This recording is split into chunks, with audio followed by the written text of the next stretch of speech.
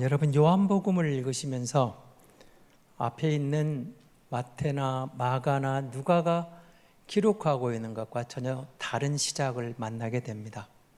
태초에 말씀이 계시니라 이렇게 시작을 하죠. 그런데 이 말씀이 육신이 되어 우리 가운데 오신 예수님이 누군가를 그렇게 설명합니다.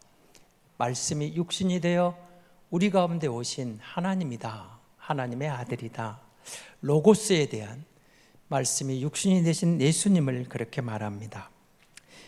그런데 오늘 이 말씀 속에서 여러분 나는 누구인가라는 제목을 잡았는데요. 여러분 우리가 문득 그런 생각을 할 때가 있죠. 나는 누구인가?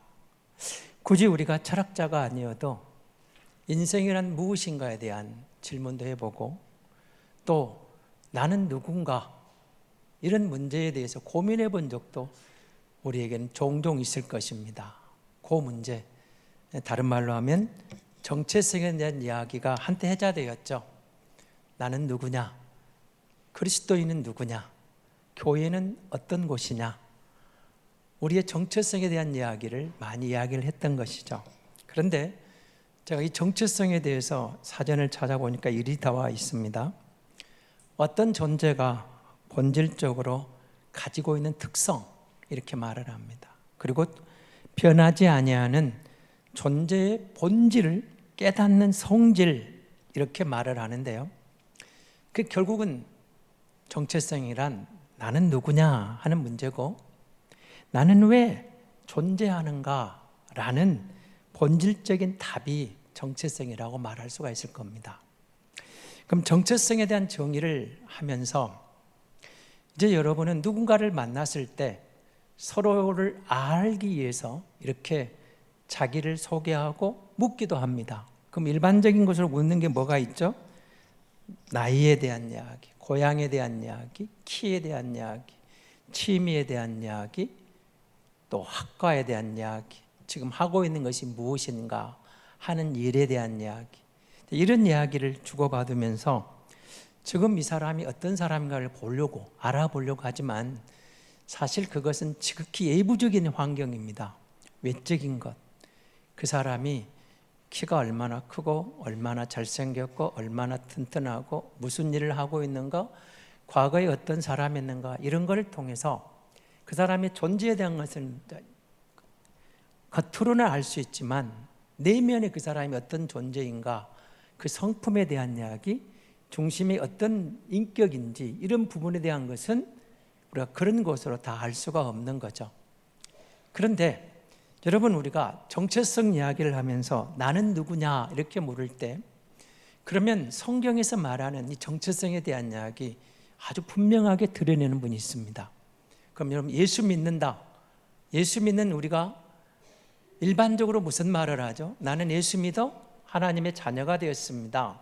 그럼 하나님의 자녀인 나는 예수님을 닮아갑니다. 혹은 예수님을 따라갑니다. 아니면 예수님과 함께 걷길 원합니다. 이런 표현들을 쓰죠. 근데 예수님을 닮아간다. 그러면 여러분 예수님에 대해서 여러분은 어떤 생각을 갖고 있는지, 요한이 기록한 것들은 여러 가지가 있습니다만은 오늘 특별히 6장 38절에서 이렇게 기록을 합니다. 요한복음 6장 38절입니다. 내가 하늘에서 내려온 것은 내 뜻을 행하려 함이 아니요 나를 보내신 이의 뜻을 행하려 함이니라. 이렇게 예수님이 말씀하고 계시거든요. 그러면 왜 이 말이 나왔는가를 우리가 먼저 또 살펴봐야 됩니다.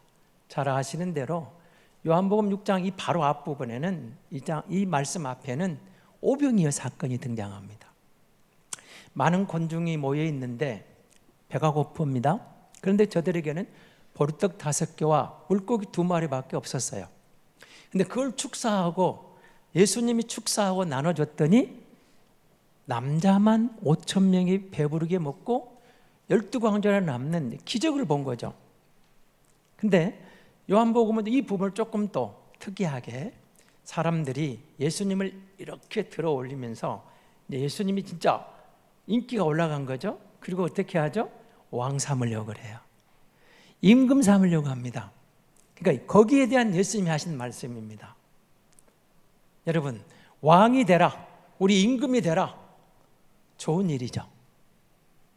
여러분에게 이 나라에 하면 대통령이 되라 만약에 하면 좋은 일인가요? 나쁜 일인가요? 좋은 일이죠. 여러분 자녀가 대통령이 된다면 반대하랍니까? 찬성하실랍니까? 가문의 영광이라 할 수 있겠죠. 별로 실감을 못 느끼시지만 제 선배가 그러더라고요. 전두환 시절에 그렇게 힘든 시절을 통과하면서도 자기는 일주일 대통령하고 죽으라고 대통령 하겠다고 하더라고요. 대학 선배가 저에게 한 말입니다. 그럼 여러분은 어떻습니까? 일주일 대통령하고 죽을래요? 그냥 평범한 서민으로 평생을 살다 제 명예 갈랍니까? 여러분 선택하십시오. 근데 그 선배의 말은 나는 일주일만 대통령 하라고도 일주일 만에 죽어도 대통령 하겠다. 어쩌면 그 자리가 그렇게 매력적일 수도 있습니다. 누군가에는. 그리고 사실 우리가 왕이 되라 하면 굳이 싫어할 사람 누가 있겠습니까? 근데 예수님은 아니야 이겁니다. 아니야. 나는 나를 보내신 분이 있어.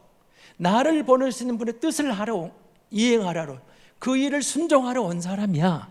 나는 그가 보내신 일을 위해서 너희의 수많은 대속물로 나를 희생해서 너희의 대속물이 될 거야. 너희가 해결하지 못했던 너희의 그 근본적인 인생의 고민, 삶의 문제, 죄의 문제, 너희들의 그 죄를 내가 대속하고 너희를 위해서 나는 나를 던지기까지 희생할 거야.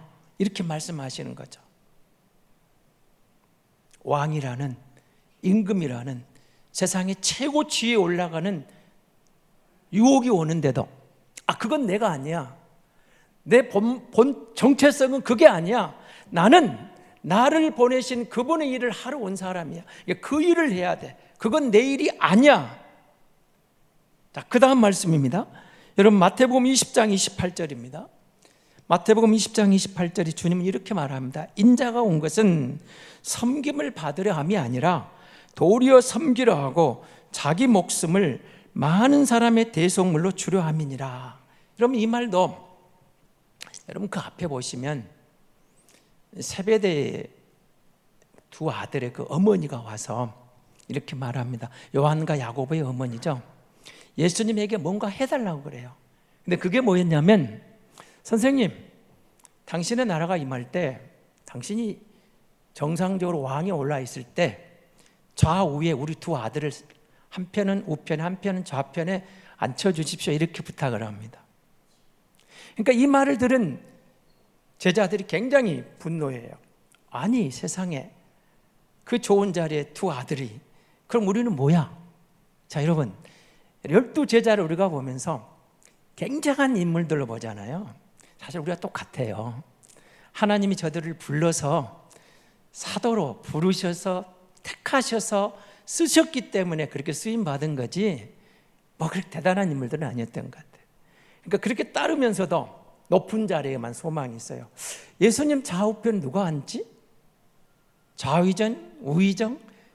자리가 탐난 거예요. 자리가 탐난. 근데 주님이 하신 말씀이에요. 나는 섬김을 받으러 온 게 아니라 섬기러 왔어. 그런데 섬기러 왔는데 어떻게까지 섬긴다고요? 나를 희생해서, 나는 하나님의 어린 양에 대해서, 희생양에 대해서 죄를 속하는 대속물로 너희를 위해서 죽기까지 너희를 섬기러 왔어. 너희가 말하는 그 높은 자리, 대단한 자리, 세상의 큰 자리, 그건 내가 해야 할 일이 아니야. 예수님은 자기를 그렇게 드러내는 겁니다. 나를 보내신 자가 있어. 나는 그 일을 하러 왔고, 나는 너희의 섬김을 받으러 온 게 아니라 너희를 섬김으로 너희를 구원하러 온 거야. 여러분 우리가 자기 정체성을 알면 내가 어떤 사람인가를 알면서 내가 무슨 일을 해야 할까를 깨닫게 되는 거예요. 내가 그 자리에서 있는지를 알게 되는 거죠. 내가 해야 할 일을 알게 되는 겁니다. 여러분 가정에 대한 이야기를 제가 설교할 때마다 가끔 했던 이야기 중 하나일 것 같은데요. 가정에 대한 화목한 가정은 남편의 역할, 아내의 역할, 부모의 역할, 자식의 역할. 보세요. 남편이 되면 나는 남편이란 누구인가? 남편이 할 일이 무엇인가?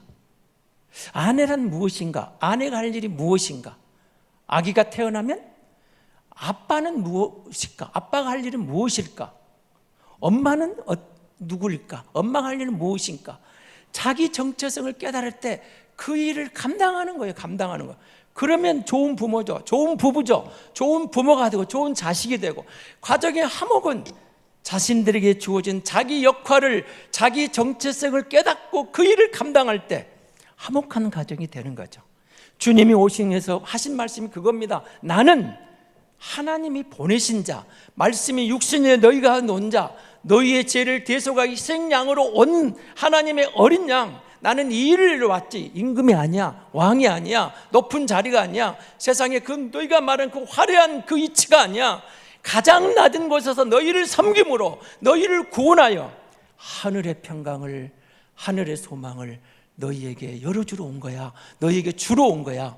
자기 정체성을 깨달으니까, 내가 누군가를 아니까 내가 할 일, 내가 어떤 존재인가를 분명히 깨달은 거죠. 자신의 정체성을 깨닫고 보니까 뭐가 나왔다고요?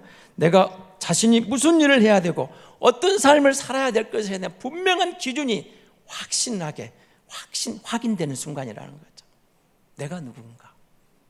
여러분, 이 말씀을 보시면서 예수님 하면 사실은 우리가 예수님을 닮아갑니다 하지만 예수님하고 우리는 비교 대상이 될 수가 없죠. 어리석은 인간들이 자칭 예수라고 말하고 엉터리 짓을 합니다마는, 우리가 예수를 알고 나면 세례 요한이 말하고 있는 나는 그의 신발끈을 풀 자격도 없다, 그 말이 정답이죠. 여러분, 제가 무슨 목사라고 해서 여러분에게 설교를 하지만 사실은 세례 요한만 또 못하고 예수님의 신발끈을 풀 만한 자격이 아니라 나는 그의 신발 바닥을 닦을 자격도 없는, 자격을 말하면 그게 안 되죠.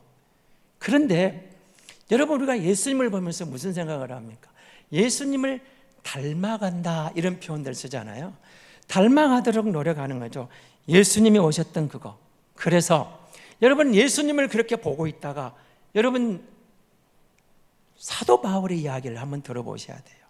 바울이 자기를 그렇게 말합니다. 로마서 1장 1절에서 바울은 이렇게, 물론 바울 서신에 많이 등장하는 고백들입니다만은 로마서 1장 1절은 이렇게 말합니다. 예수 그리스도의 종 바울은 사도로 부르심을 받아 하나님의 복음을 위하여 택정함을 입었느니라. 나는, 바울이 하는 말입니다, 예수 그리스도의 종이야.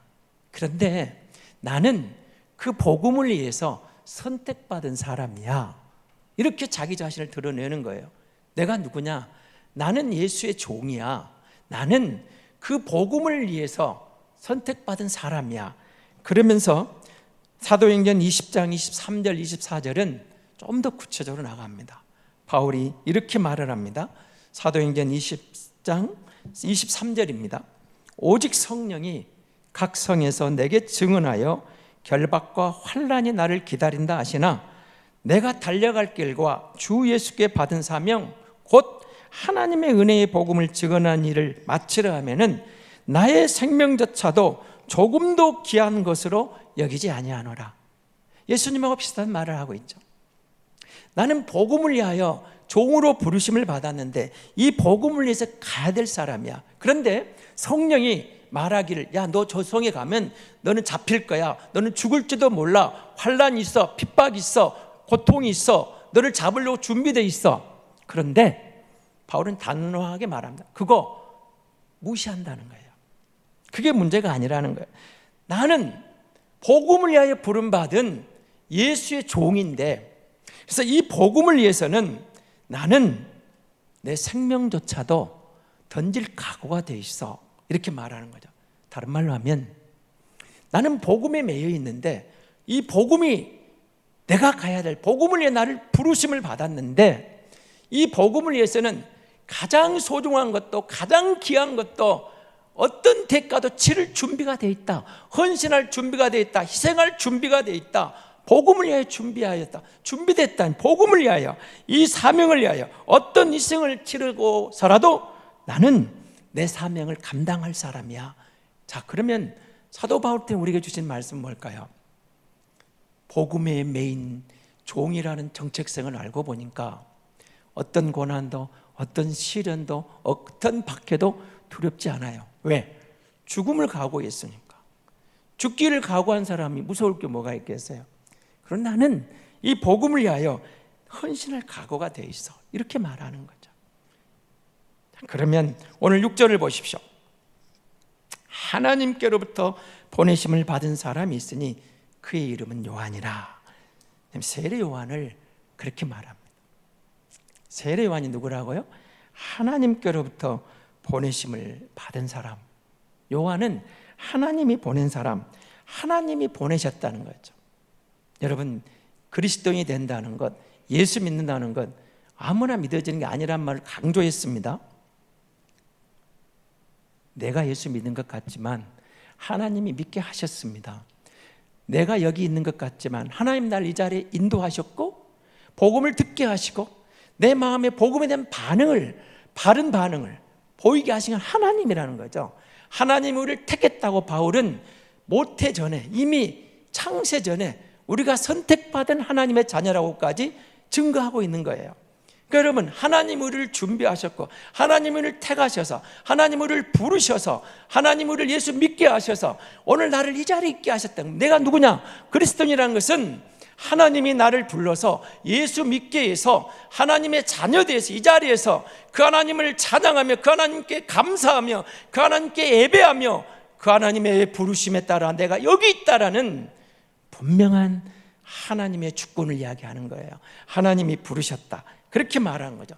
세례 요한이, 여러분 이 본문을 보시기 위해서는 그 다음 1장 19절을 이하를 한번 보시기 바랍니다.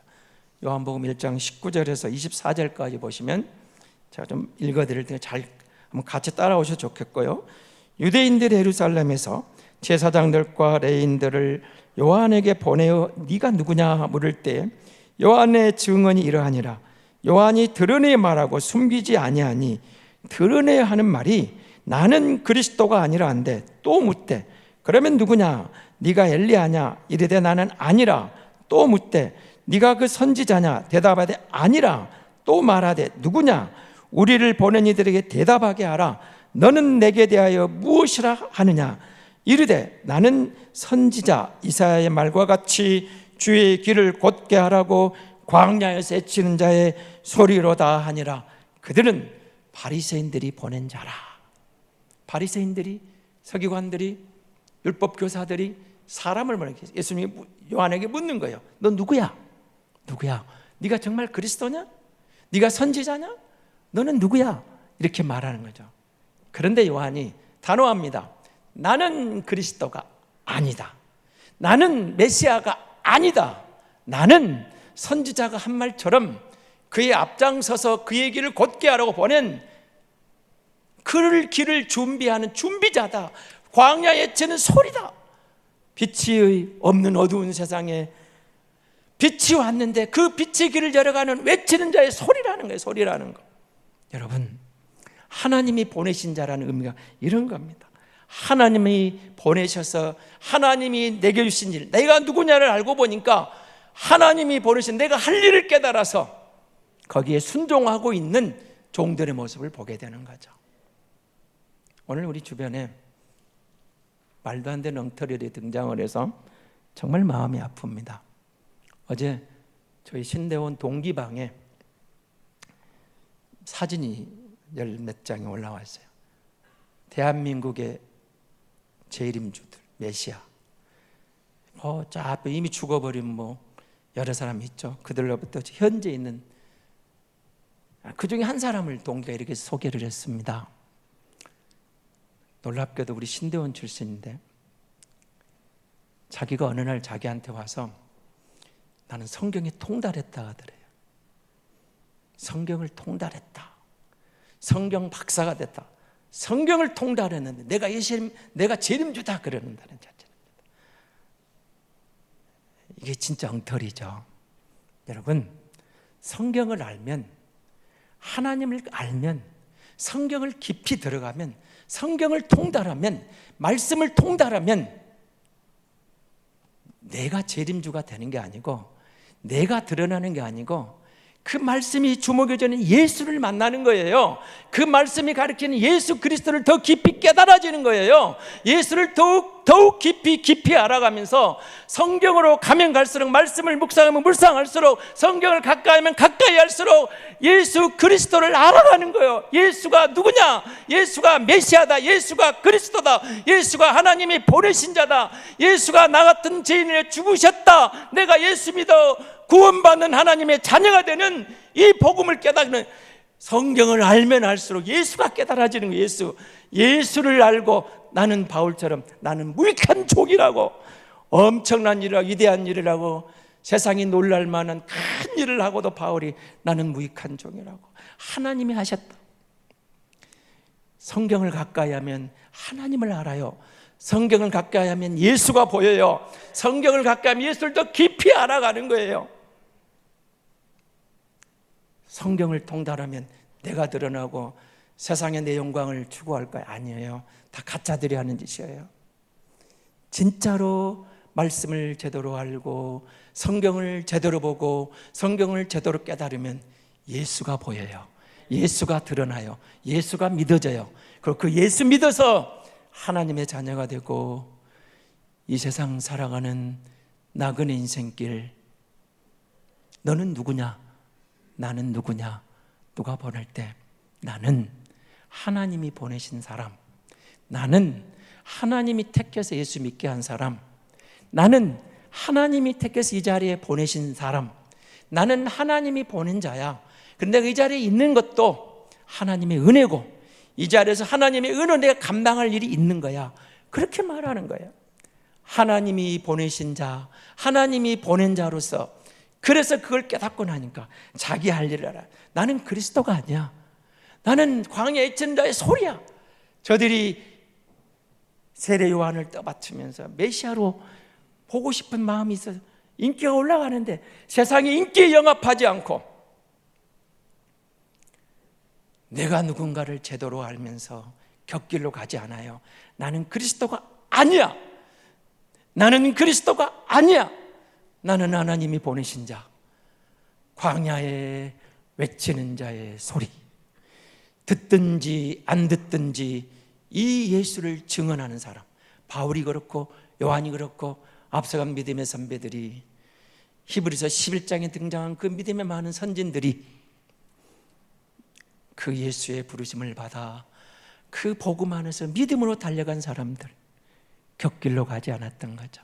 하나님이 보내신 자, 그를 믿어 하나님의 부름 받았다는, 하나님이 나를 택하셨다는, 여러분, 하나님이 나를 택하셨다. 하나님이 내게 직분을 주셨다. 목사라, 장로라, 권사라, 집사라, 성도. 우연이 아닌 하나님이 교회, 하나님의 공동체, 나를 여기 보내시고 여기 있게 하시고 이 직분을 주셔서 하나님이 나를 택하셨다. 우리 어떤 장로님이 그러시더라고요. 여러분이 피택된 것은 성도들의 인기가 좋아서 피택된 게 아닙니다. 굉장히 의미 있는 말입니다. 하나님이 택하셔서, 하나님의 뜻이 있어서, 하나님 이 시대의 필요로 해서 당신을 택했다는 의미거든요. 인기가 아니에요. 하나님이 필요해서, 하나님이 보내신 자, 하나님이 택하신 자, 하나님이 세우신 자, 그래서 내가 할 일이 있다는 것을 발견하는 겁니다. 그게 그리스도인이죠. 성도죠. 우리의 정체성, 교회의 정체성. 세상이 우리를 보고 그렇게 말합니다. 네가 그리스도인이라면 너는 나와 다른 게 뭔데? 그렇게 물어요. 우리가 뭘 다른 걸 보여줄까요? 예수를 바로 알고 예수의 바른 복음의 빛을 드러내는 거예요. 세상과 다른 것은 내가 아니에요. 예수님밖에 없어요. 진리가, 예수를 바로 알고 예수님을 비추는 거예요. 교회를 향하여, 왜 그 교회가 거기 있어야 되는데, 그 교회가 거기서 우리에게 뭘 하고 싶은데, 교회가 여기 있는 이유가 있을 거 아니에요.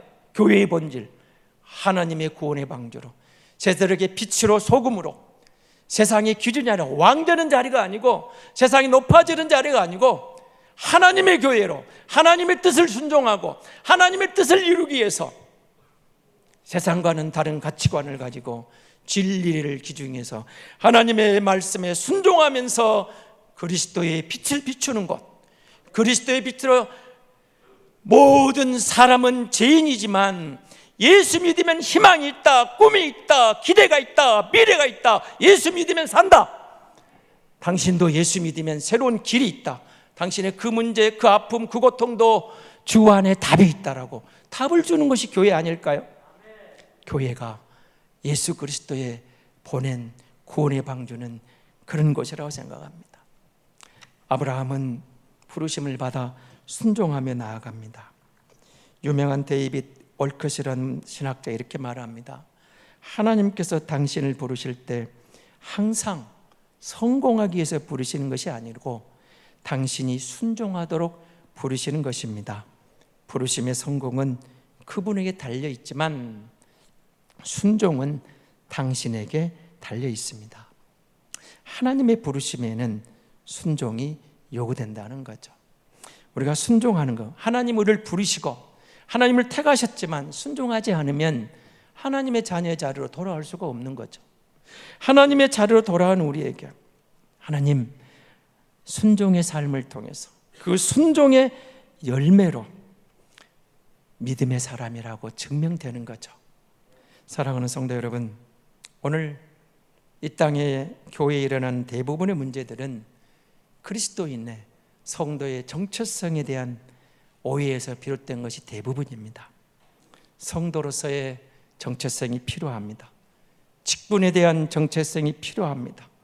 교회의 정체성을 바로 알아야 됩니다. 그래야 본질에 충실할 수가 있습니다.